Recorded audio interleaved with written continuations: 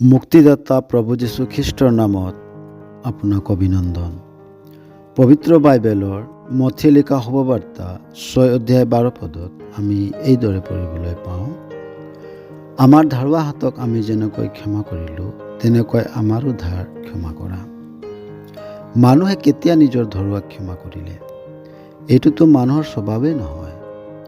পাপৰ হেতুকে মানুহৰ এই স্বভাৱ হয় যে সি কাকো ক্ষমা কৰিব নোৱাৰে আৰু তাৰ পৰিৱৰ্তে সি নিৰ্দোষীকো দোষী সজাবলৈ চেষ্টা কৰে।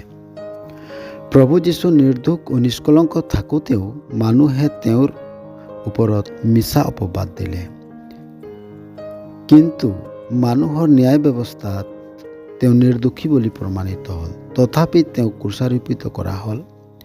আৰু এয়া এই কাৰণেই হ'ল যে তেওঁ নিৰ্দোষ ও নিষ্কলংক থাকোঁতেও মানৱ জাতিৰ পাপৰ বোজাক নিজৰ ওপৰত লৈ বলিদান হৈ তৃতীয় দিনীয়া মৃত্যুবিলাকৰ মাজৰ পৰা জি উঠিল, যাতে যিকোনোৱে তেওঁক বিশ্বাস কৰে তেওঁ পাপৰ ক্ষমা ও মুক্তি পাব পাৰে আৰু ঈশ্বৰে তেওঁৰ অপৰাধক ঢাকি পেলায়।